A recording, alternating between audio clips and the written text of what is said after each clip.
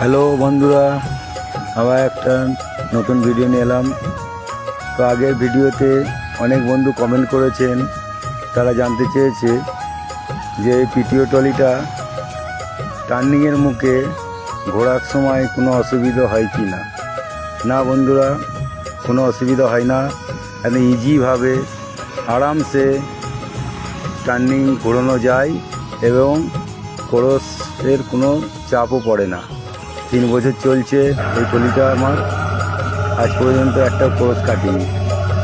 খুব সুন্দর চলছে, অসাধারণ চলছে। থ্যাংক ইউ, ভালো থাকবেন। আবার নেক্সট ভিডিওতে দেখা হবে।